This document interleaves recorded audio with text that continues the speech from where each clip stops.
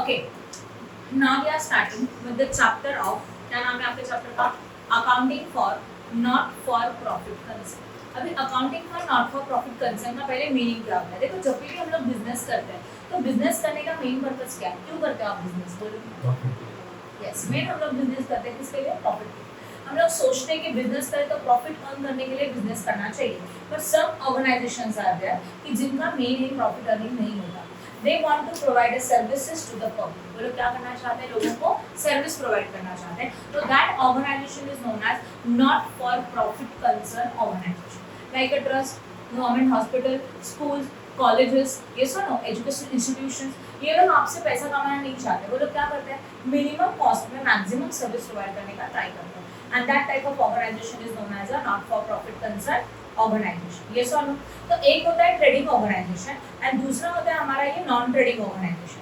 Trading organisation का main purpose क्या है? प्रॉफिट अर्न करना। और जो नॉन ट्रेड ऑर्गेनाइजेशंस है उनका मेन इन प्रॉफिट अर्निंग नहीं होता, बराबर है। तो इसमें सारे क्लब्स, ट्रस्ट, चैरिटेबल हॉस्पिटल जाते हैं, स्कूल्स है, कॉलेजेस है, यूनिवर्सिटीज होता है, ट्रेड यूनियंस है, चेंबर ऑफ कॉमर्स हो सकता है, प्रोफेशनल इंस्टीट्यूशंस हो सकते हैं, ट्रस्ट जैसे कि सोशल वेलफेयर के लिए जो ऑर्गेनाइजेशन काम कर रहे हैं तो उनको क्या बोला जाता है? Not for profit concern organisation बोला जाता है। कंसेप्ट क्लियर हो गया? ओके, तो इन शॉर्ट अभी फर्स्ट चैप्टर में हम लोग ने जो सीखा था ना, that is a final account, आया ना? वो हमारे लिए क्या था? फाइनल अकाउंट था। इसका नॉर्मली ट्रेडिंग कंसर्न का मतलब जो भी हमारा ट्रेडिंग कंसर्न है, ट्रेडिंग बिजनेस है, उसके बिजनेस के लिए जो हमारा प्रॉफिट है या तो लॉस है, फाइनल अकाउंट है, वो हम लोग उसमें सीखा। तो फर्स्ट अकाउंट में हम लोगों ने देखा अगर हमारा बिजनेस जो है वो ट्रेडिंग ऑर्गेनाइजेशन है तो हम लोग उसमें कितना प्रॉफिट अर्न करना चाहते हैं, उसका फाइनेंशियल स्टेटमेंट क्या है, trading account, profit and loss account, balance sheet, ये हम लोगों ने फर्स्ट चैप्टर में देखा। वही अगर हमारा नॉट फॉर प्रॉफिट कंसर्न का ऑर्गेनाइजेशन है तो उस ऑर्गेनाइजेशन में हम लोग how you can prepare a final account, वो हम लोग इसमें सीखेंगे। क्लियर हो रहा है? तो इसमें भी हम लोगों को ये बैलेंस शीट प्रिपेयर करना है, and as well as one account is there that is known as a income and expenditure account. Which account? Income and expenditure account. तो normally we can say that this is a final account. ये हमारा क्या है? Final account है, not for profit organisation. समझ में आया? तो this is a final account for the not for profit concern organisation. जैसे फाइनल अकाउंट हम लोग ने सॉल्व किया था पार्टनरशिप फॉर्म के, तो उसमें कितने अकाउंट्स प्रिपेयर किए थे बताओ? पहला कौन सा? Trading account, then what? Profit and loss account, and then what? Balance sheet. Yes और नो? सेम अगर इस चैप्टर में नॉट फॉर प्रॉफिट कंसर्न में we have to prepare a final account, in that situation we have to prepare income and expenditure account as well as balance sheet. ये दो हम लोगों को प्रिपेयर करना है, एक अकाउंट एंड एक क्या रहेगा? स्टेटमेंट। अभी balance sheet you know it very well. Balance sheet में कुछ नया है क्या? बैलेंस शीट में एक साइड को क्या बोलते हैं? Liability, and another side is known as what? Asset. तो लायबिलिटी में क्या क्या आता है? कैपिटल, लोन, प्रॉफिट रहेगा तो ऐड होता है, लॉस रहेगा तो माइनस होता है। तो all these things are there in the liability side. Capital होगा as well as bank loan होगा, any type of liabilities, outstanding expenses है, देन इनकम रिसीव्ड एडवांस है, क्रेडिटर है, बिल पेएबल है। तो all these are the liabilities come to the liability side. And asset side में क्या क्या होता है बोलो? Properties, that is the fixed assets. Yes और नो? करंट एसेट्स मतलब cash in hand, cash at bank, bill receivable, right? Outstanding income, yes और no? ये सारी चीज़ें हम लोगों की एसेट साइड में होगी। तो फाइनल अकाउंट का एस बैलेंस शीट और यहाँ का बैलेंस शीट नॉर्मली सिमिलर है, थोड़ा सा चेंज आएगा कैपिटल वर्डिंग में, बाकी सब एसेट्स लायबिलिटी का कंसेप्ट सेम है। ठीक है, अभी हम लोग इसमें जितने अकाउंट बनाएंगे ना उसका सबका मीनिंग हम लोग देखेंगे। नॉर्मली क्या होता है ना कि जब भी नॉन प्रॉफिट कंसर्न का क्वेश्चन दिया रहेगा, in that question they are given receipt and payment account and some adjustment. Question में क्या दिया रहेगा? Receipt and payment account and as well as some adjustments are given in your question. ठीक है, with the help of this we have to prepare income and expenditure account and balance sheet. समझा आपको question में क्या दिया रहेगा and क्या prepare करना है? यस और no? Not for profit organisation के फाइनल अकाउंट में in a question they are given the receipt and payment account and as well as some adjustment, but you have to prepare, आपको क्या prepare करने का है? Income and expenditure account as well as balance sheet. ये दो चीज़ें आपको prepare करनी है। तो आपको जो प्रिपेयर करना है उसका अकाउंट का मीनिंग क्या है और हम लोगों को जो क्वेश्चन में दिया रहेगा वो अकाउंट क्या होगा, ये दोनों देखेंगे। तो first they given the receipt and payment account. तो अभी हम लोग देखेंगे कि what is a receipt and payment account. Receipt and what? ये एक्चुअली तुम लोगों ने ऑलरेडी पढ़ा है, आपको याद आ रहा है? कैश अकाउंट, कैश या तो बैंक अकाउंट, यस और नो? तो receipt and payment account is just like a cash and bank account, nothing else. Receipt and payment का जो डेबिट साइड है उसको रिसिप्ट बोलते हैं, क्रेडिट साइड को क्या बोला जाता है? पेमेंट बोला जाता है। समझ में आ रहा है? तो रिसिप्ट एंड पेमेंट अकाउंट मतलब कौन सा अकाउंट है? कैश अकाउंट है। Cash is a what? Real person की नॉमिनल रियल। रियल का रूल क्या है? Debit what comes in and credit what goes out, ये इसका रूल है कि नहीं है? इसका मतलब क्या, जब भी हमारे बिजनेस में कैश आएगा that is a comes in, it is recorded to the debit, ये डेबिट साइड है कि नहीं है? And when the cash is goes out from your business it is recorded to the what? Credit. Any doubt in this? इसलिए wordings क्या है? Receipt as well as payment. तो this is a cash account, nothing else. अभी cash account, cash is assets or liability? Asset. आपको balance sheet याद आ रहा है? यहाँ लायबिलिटीज होते हैं, यहाँ एसेट्स होते हैं। तो एसेट्स का ओपनिंग बैलेंस क्रॉस में जाता है, मतलब कहाँ जाएगा? डेबिट में। एंड वैसे भी रूल है all assets having a debit balance, तो जितने भी एसेट्स हैं उनका जो ओपनिंग बैलेंस है वो डेबिट में जाता है। तो रिसिप्ट अकाउंट के डेबिट साइड में नॉर्मली रहेगा to balance brought down, this is a which balance? Opening balance. And credit side में रहेगा by balance carried down and this is known as a closing balance of cash as well as bank. तो receipt and payment account indicating it's a cash account, ये हमारा pure cash account है। और cash account का nature क्या है? Cash account में only cash transactions ही रिकॉर्ड होते हैं। पॉइंट नंबर 1 समझ में आया? If there is a credit transaction it is not recorded in the cash and bank account. Rule समझ में आया पहला वाला? ओके।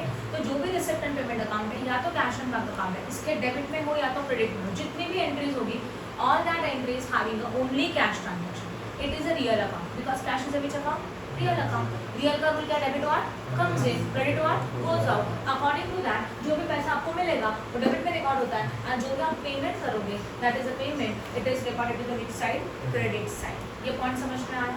सबको क्लियर है? ठीक है, समझा? इसमें क्रेडिट ट्रांजैक्शन रिकॉर्ड होते हैं क्या? नहीं।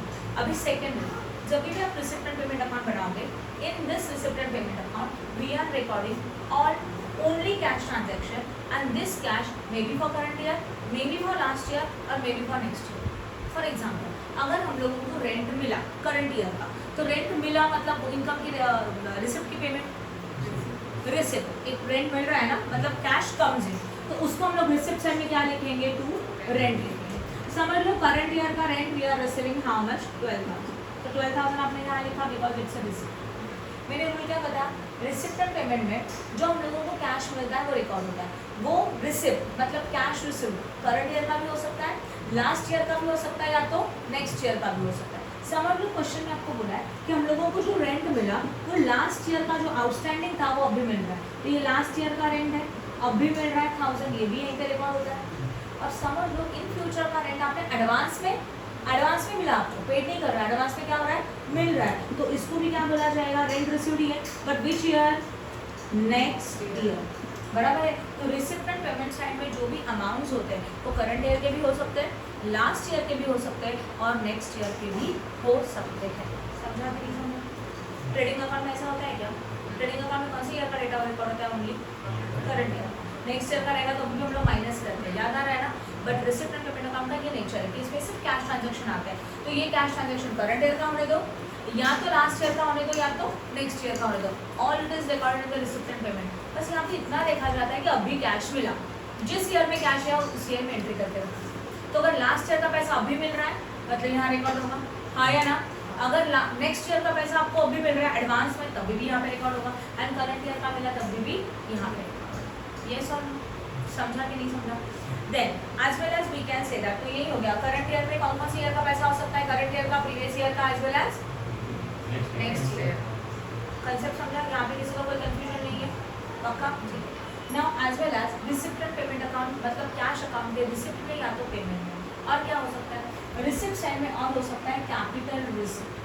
कैपिटल रिसिप्ट का मतलब होता है when the assets are sold, assets को सोल्ड किया, मतलब क्या आ रहा है? एसेट्स हो जाओ और उसके बदले में क्या मिलने वाला है? पैसा मिलेगा। इनको बोलते हैं capital receipt. It is also recorded in the receipt side. And when there is a capital payments, मतलब क्या?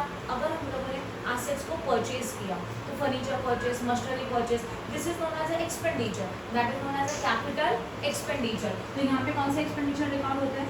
कैपिटल एक्सपेंडिचर भी रिकॉर्ड होता है। ठीक है, थोड़ा डिटेल्स में अगर जाए तो we are having expenses. In expenses we have the two type of expenses, revenue expenditure and what? Capital expenditure. इसका मीनिंग क्या है?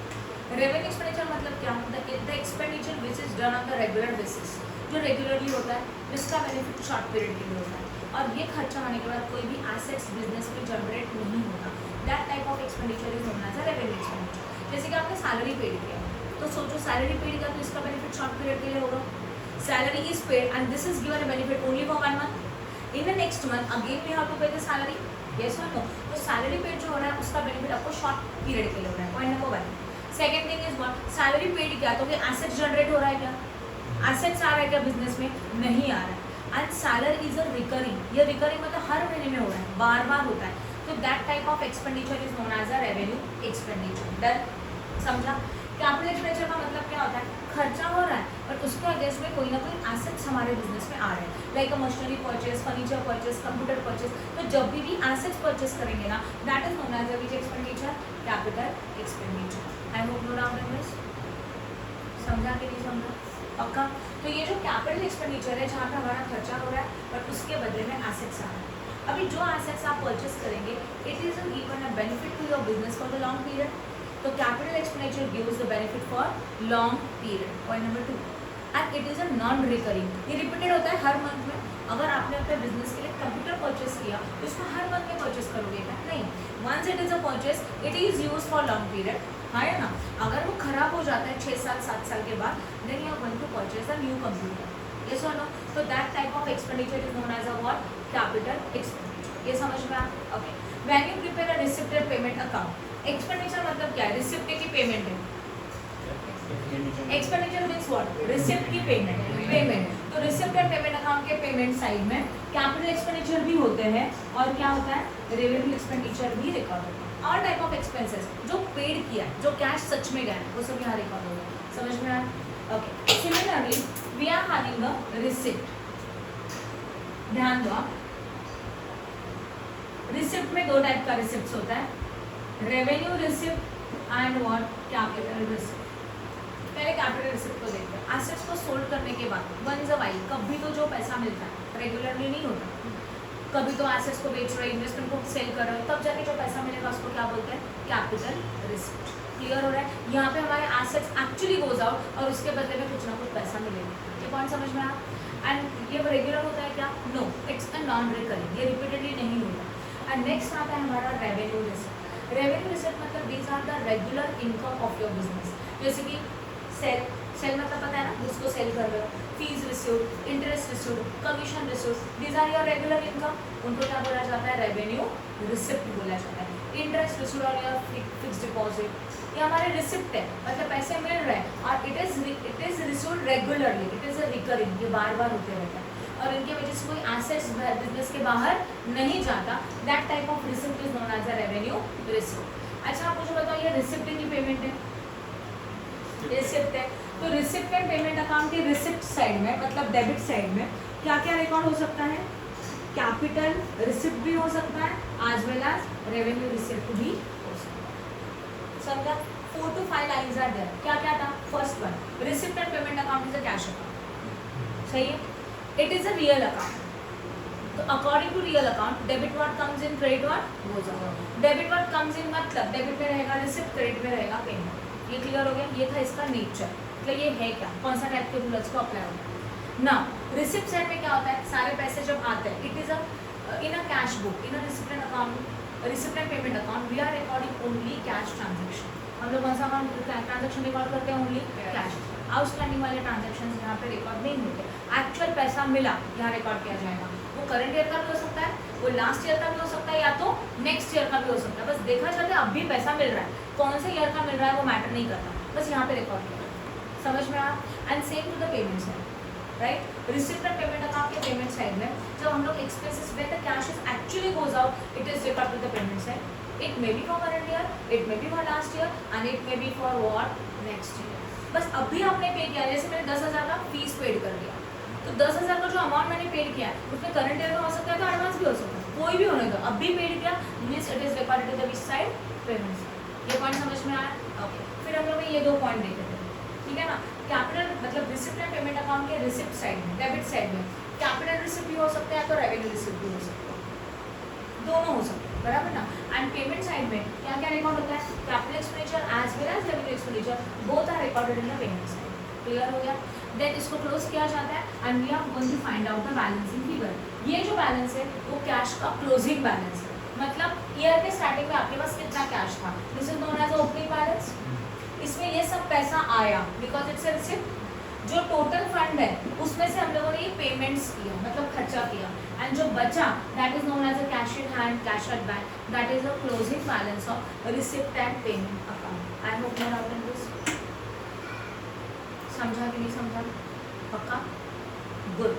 तो अभी हम लोगों ने रिसिप्ट एंड पेमेंट का नेचर देखा, जो कि आपको क्वेश्चन में दिया रहेगा।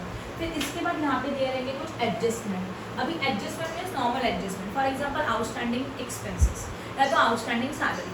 चलो बता, आउटस्टैंडिंग सैलरी के दो इफेक्ट जो आपने फाइनल अकाउंट में सीखे, बोलो। Add in the salary, outstanding is always add, same rule. Second effect is not same. तो एडजस्टमेंट में जो एडजस्टमेंट्स दिया ना उनके लिए भी सेम फॉर्मूलाज है, तो सेम इफेक्ट अप्लाई होते हैं जो आपने फाइनल अकाउंट में सीखा। कुछ सिलेक्टेड एडजस्टमेंट है जो न्यू है, जिनके इफेक्ट आपको सीखने पड़ेंगे। Any doubt in this? तो जो क्वेश्चन अवेलेबल है उसका नेचर समझ में आया? क्वेश्चन में क्या दिया रहेगा? Now with the help of this we have to prepare a income and expenditure account. क्या प्रिपेयर करने का है? Now listen it very carefully. Okay, already हम लोगों ने इसको एक्सप्लेन कर दिया। This is the nominal real account, right? ये पूरा खत्म हो गया। ये हमारे क्वेश्चन का पार्ट था। Now in your solution we have to prepare a income and expenditure account. It is just like a profit and loss account. Income and expenditure account is a nominal account. What is the rule of nominal account? Yes, debit all expenses and losses and credit all incomes and gains. According to this, debit में सारे क्या record किए जाएंगे? Expenses as well as what? Losses. And in a credit, income as well as gains. ये point number 1 समझ में आया? Income and expenditure account ये just like a profit and loss account है। तो according to that income and expenditure account में जितने भी एक्सपेंसेस एंड लॉसेस है, जितने भी इनकम्स एंड गेन्स है, ये ओनली करंट ईयर के रहेंगे। विच year? Current year. Next year का रहेगा तो नहीं चलेगा, उसको निकाल दो। लास्ट ईयर का है तो भी उसको निकाल दो। क्लियर हो गया? तो आपको जो क्वेश्चन दिया उसमें तो current year, last year, next year तीनों होता है, बट उसमें से यहाँ कितना आएगा? Only for the current year. Clear हो रहा है? तो जितना भी हम लोगों को इनकम एक्सपेंडिचर में रिकॉर्ड करना है, it is only for the current year, it is not for the next year as well as not for the last year. अगर नेक्स्ट ईयर का पैसा इसमें इंक्लूड है तो उसको माइनस करके निकाल दो। दैट इज अ प्रीपेड हो सकता है, इनकम रिसीव्ड इन एडवांस हो सकता है। तो जितने भी एक्सपेंसेस है, जितने भी इनकम्स है जो इनकम एंड एक्सपेंडिचर अकाउंट में रिकॉर्डेड है, that is only for the current year. Any doubt in this? समझ में आया?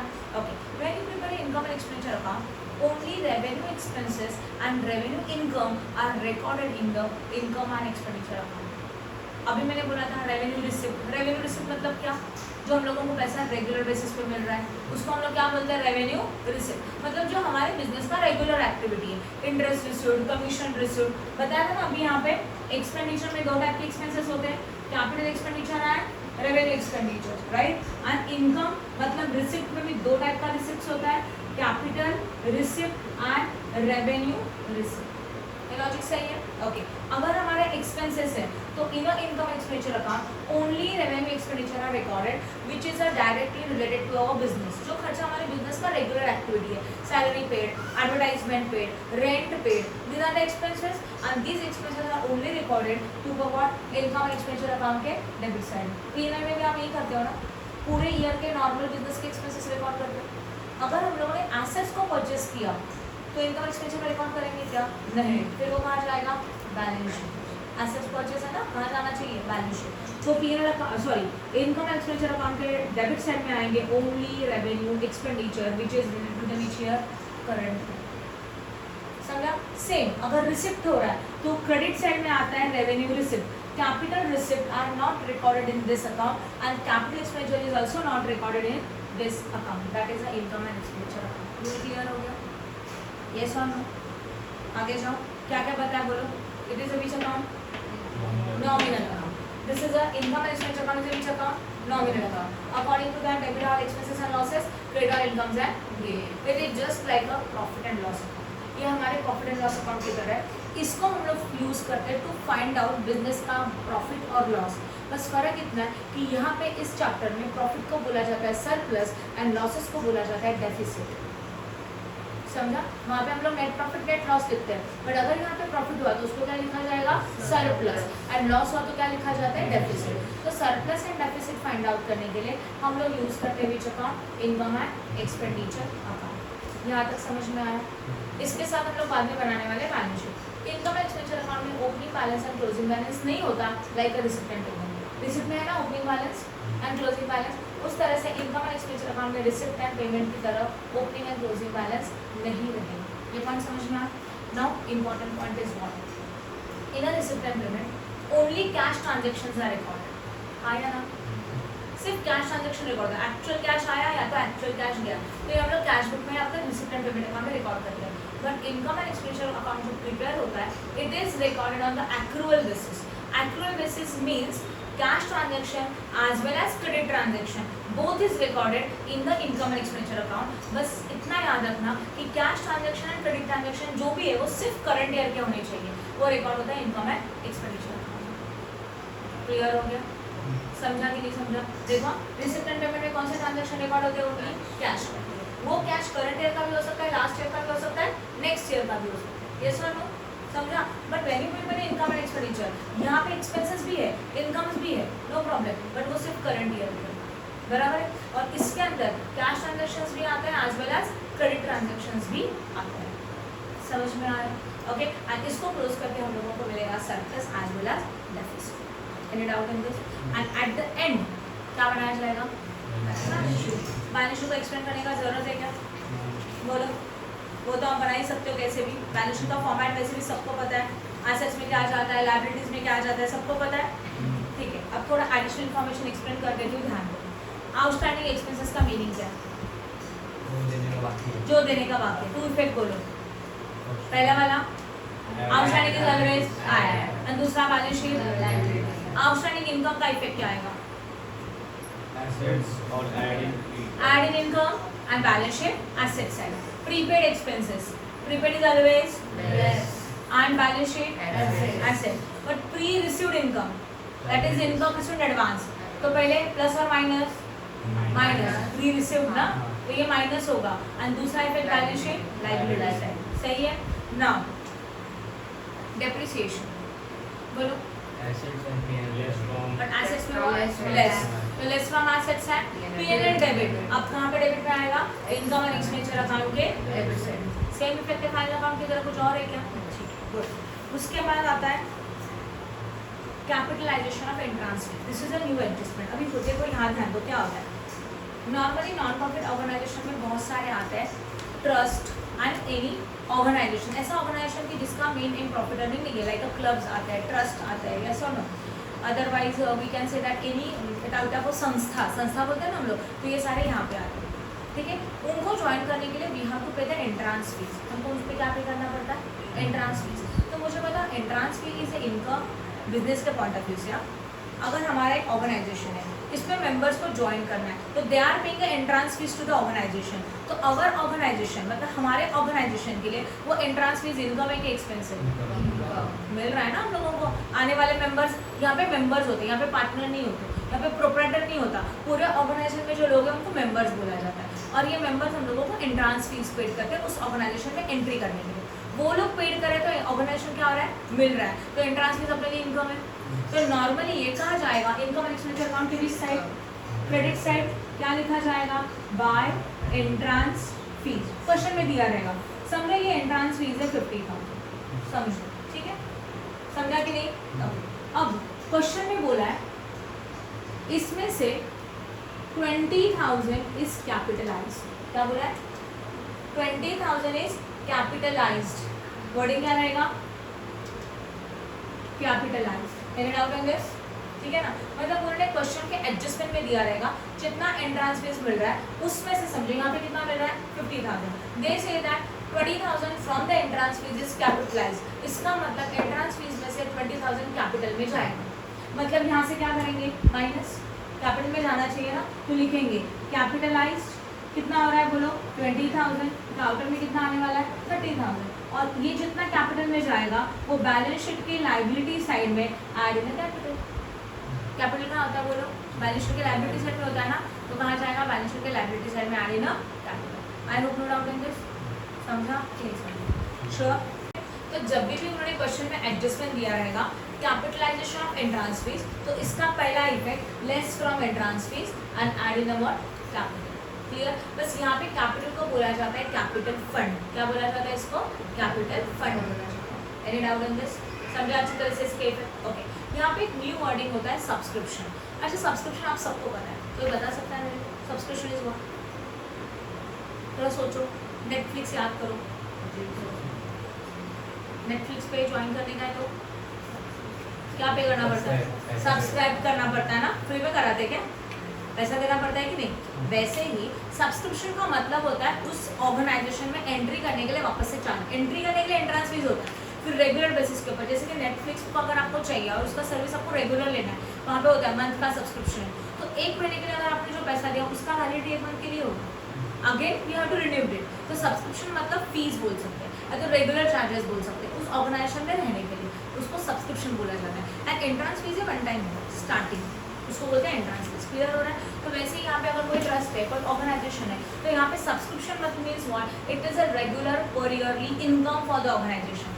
सब्सक्रिप्शन मतलब मेंबर से हम लोगों को कुछ चीज़ के लिए पैसे मिलेंगे, उसको क्या बोला जाता है? सब्सक्रिप्शन बोला जाता है। तो ऑर्गेनाइजेशन के लिए या तो नॉट फॉर प्रॉफिट कंसर्न के लिए इनकम है and it is recorded to the income and expenditure account which side? Credit side by subscription. Clear हो रहा है? तो जो भी सब्सक्रिप्शन है हमारे लिए क्या कंसिडर किया जाएगा? इनकम कंसिडर किया जाएगा। ये सर नो समझा कि नहीं? Okay, after that next one, अभी देखो डोनेशंस का एक न्यू पॉइंट है। अभी डोनेशन मतलब क्या? हमारा ऑर्गेनाइजेशन ट्रस्ट है एंड ट्रस्ट को बहुत सारे लोग डोनेट करते हैं। तो डोनेशन में दो टाइप का डोनेशन आता है, general donation and the specific donation. Okay, when in your question, आपका क्वेश्चन तो ये है, अच्छा मुझे बोलो, समझो हमारा एक ट्रस्ट है और हम लोगों को डोनेशन मिला, ध्यान दो बोर्ड पे, ढूंढना मत कुछ भी। अगर हमारा ट्रस्ट है और हम लोगों को डोनेशन मिला तो रिसिप्ट एंड पेमेंट अकाउंट में कहाँ पे रिकॉर्डेड है? रिसिप्ट की पेमेंट रिसिप्ट में रिकॉर्डेड है। यस और नो? समझा? अच्छा, मैंने क्या पूछा? अगर हमारे ऑर्गेनाइजेशन को डोनेशन मिला, हमारे ट्रस्ट को डोनेशन मिला, तो ये रिसिप्ट की पेमेंट है, तो ये यहाँ रिकॉर्डेड है, हाँ या ना? बट इसमें दो टाइप के डोनेशन आते हैं, journal donation and specific donation.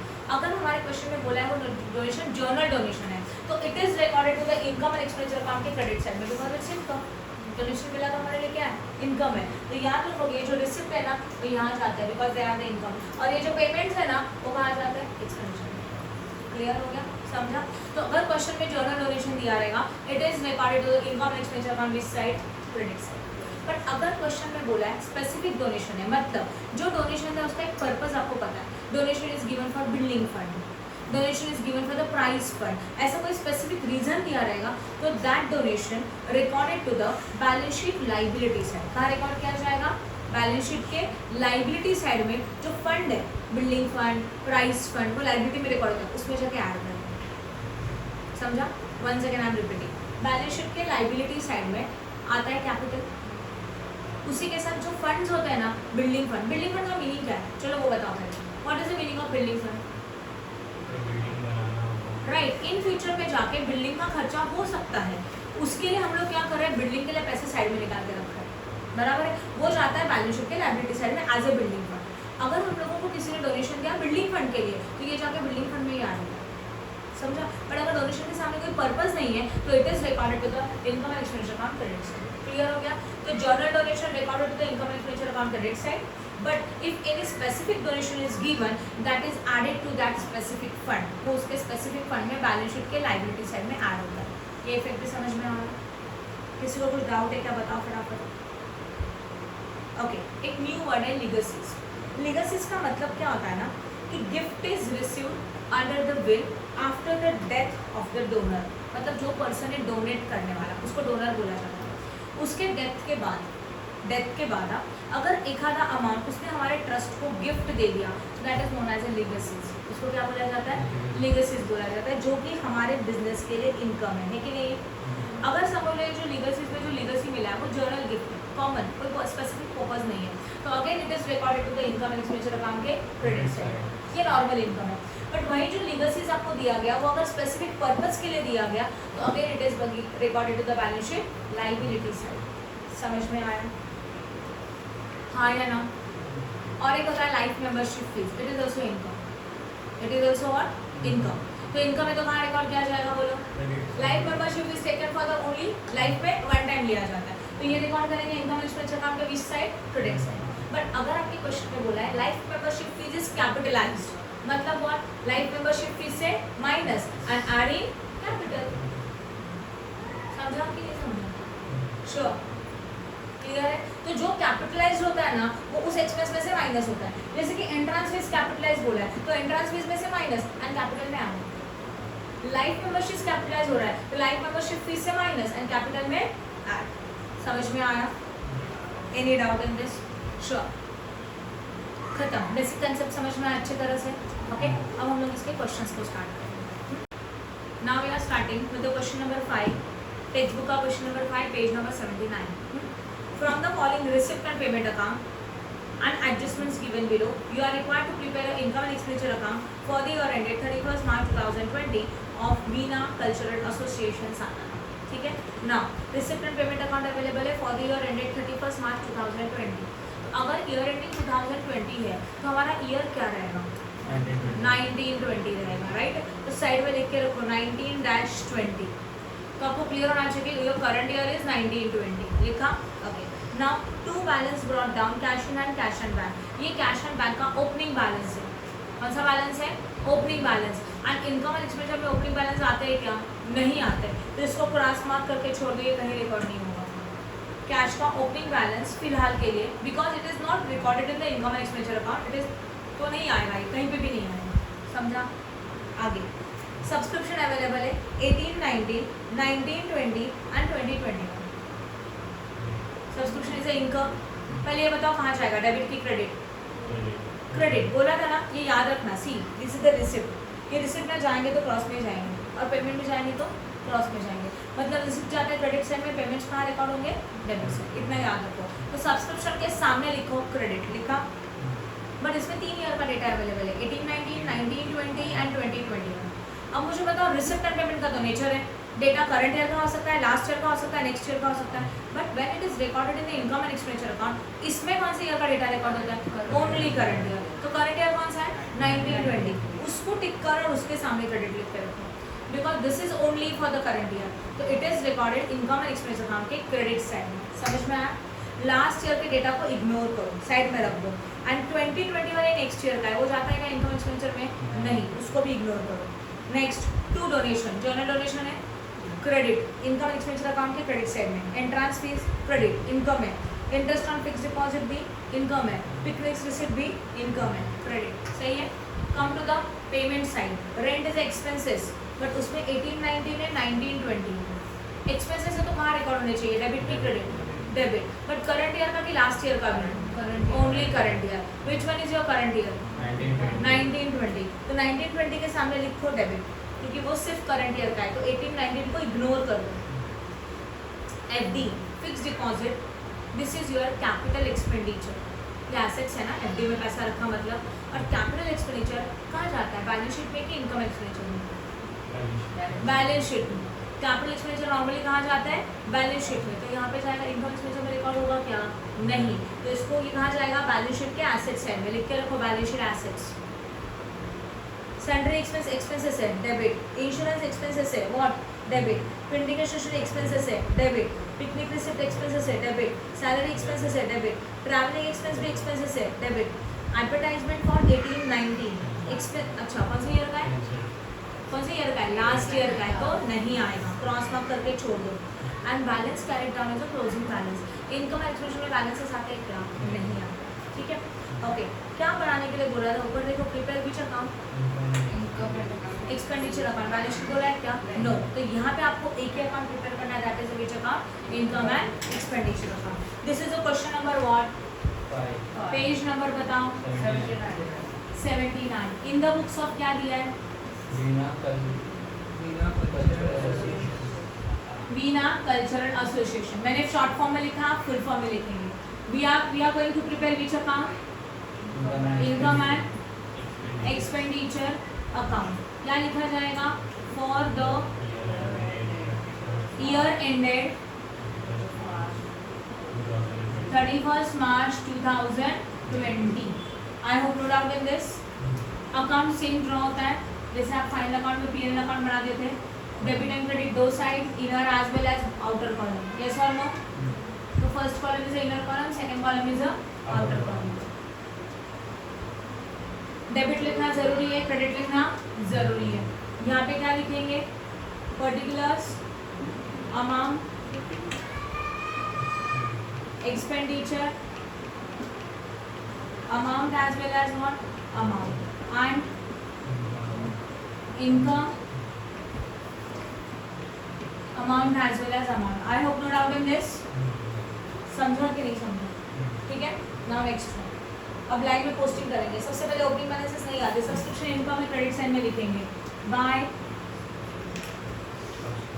Only current year का कितना है बोलो, जो कि हम लोगों ने आउटर में लिखा बिकॉज देयर इज एडजस्टमेंट है क्या? पीछे जरा चेक करो, शायद है। अच्छा ठीक है, एडजस्टमेंट में रेंट है, एंट्रांस फीस है, सब्सक्रिप्शन है एंड प्रीपेड है कि नहीं है?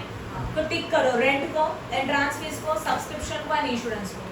या rent, entrance fees, subscription and insurance. जिनको टिक किया उनको इनर में लिखेंगे, ये तो कर सकते हो। तो ये 1 लाख कहाँ पे जाएगा बोलो? इनर में। I hope no doubt. Next one, subscription के बाद आया डोनेशन। डोनेशन के ऊपर कोई एडजस्टमेंट है क्या? नहीं। जनरल डोनेशन है, क्रेडिट साइड में एक लाइन छोड़ के लिखेंगे बाय डोनेशन कितना, एडजस्टमेंट नहीं है, outer column 25,000। Next entrance fees, adjustment है इनर कॉलम कितना, एंट्रांस फीस 15,000। नेक्स्ट यहीं पे आएगा इंटरेस्ट ऑन फिक्स्ड डिपॉजिट कितना, कितना 4,800। नेक्स्ट डिपॉजिट से नहीं, इंटरेस्ट ऑन फिक्स्ड डिपॉजिट एक साथ है। अभी पिकनिक रिसिप्ट, ये भी तो इनकम है बाय पिकनिक रिसिप्ट कितना, 20,000। I hope no doubt in this. समझा कि नहीं समझा? बोलो फटा। ओके, अब हम लोग जाते हैं पेमेंट साइड में। रेंट, रेंट कहाँ जाएगा? Debit to rent. I think adjustment है क्या? है। Write down only for current year 54,300। तो आउटर वाला अमाउंट इग्नोर करो 55,000 बिकॉज वो 55,000 ऊपर के 700 एंड 54,300 का टोटल है। सही है ना? तो 700 तो लिखना ही नहीं है, जस्ट करंट ईयर का लिखना। नेक्स्ट वन, फिक्स डिपॉजिट नहीं आएगा, एसेट्स में जाता है वैल्यू शीट के। सन्ड्री एक्सपेंसेस कितना, 8,000। No adjustment, write down to the outer column. Next insurance, यहीं पे आता है, बोर्ड पे ध्यान दो प्लीज। कितना एडजस्टमेंट, कितना 12,000। नेक्स्ट स्टेशनरी, एक लाइन छोड़ के लिखेंगे 2 कितना, no adjustment outer column. Salaries, अच्छा पिकनिक एक्सपेंसेस यहीं पे आएगा कितना, 18,000। Next one 2 salaries. Next one 2, यहाँ लिखेंगे 2 ट्रैवलिंग एक्सपेंसेस कितने। नेक्स्ट एडवर्टाइजमेंट नहीं आएगा, बैलेंस नहीं आएगा, खत्म। Now come to the adjustment. क्या दिया है सबसे पहले वाला adjustment? Outstanding rent for the current year 7,000। Outstanding क्या होता है? ऐड। सही है ना? तो इसका एक्चुअल इफेक्ट क्या होना चाहिए? ऐड। एंड दूसरा इफेक्ट कहाँ जाता है बैलेंस शीट के? लायबिलिटी। यहाँ पे बैलेंस शीट नहीं बना तो इफेक्ट नहीं आएगा, पर आपको पता होना चाहिए कि each and every adjustment having a minimum 2 effect. तो first effect is add in the rent, तो यहाँ लिखेंगे add outstanding rent how much, 7,000। तो ऐड करेंगे तो कितना होता है? 300। सही है।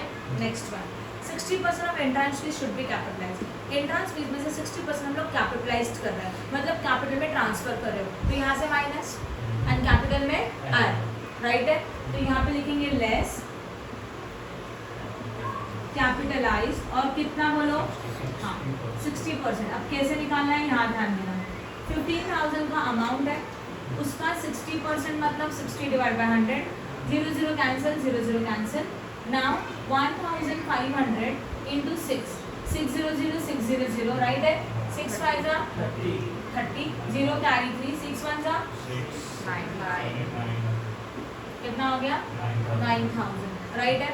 ओके, तो जो 9,000 का अमाउंट है वो यहाँ से माइनस करेंगे तो बचेगा कितना? 6,000। इफेक्ट क्लियर है? Less from entrance fee and add in capital. Done? Next one outstanding subscription for the current year. Outstanding subscription मतलब सब्सक्रिप्शन बाकी करंट ईयर का. Outstanding is always add. Board पे ध्यान दो. तो यहाँ लिखेंगे ऐड आउटस्टैंडिंग व्हाट सब्सक्रिप्शन. कितना अमाउंट है इसका? 20,000. 1 lakh plus 20,000 we got total 1,20,000. अच्छा बता आउटस्टैंडिंग सब्सक्रिप्शन का एक इफेक्ट ऐड हो गया. दूसरा इफेक्ट बैलेंस शीट के सोच के बोलना. Asset side it's a income. ये क्रेडिट पे है ना तो ये इनकम है. इसका मतलब क्या? पैसा मिलना बाकी है. तो बैलेंस शीट के एसेट साइड याद रखोगे. ये एक्सपेंसेस था मतलब देने का बाकी तो लायबिलिटी साइड.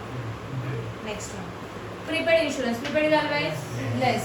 तो इंश्योरेंस में से माइनस करेंगे प्रीपेड. कितना अमाउंट है बोलो? 1,000 माइनस होगा. Balancing figure is what? 11,000. And prepaid insurance मतलब इंश्योरेंस पेड इन एडवांस. तो assets balance sheet assets. Advance में पेड किया तो एसेट्स. एडवांस में मिला तो लायबिलिटी.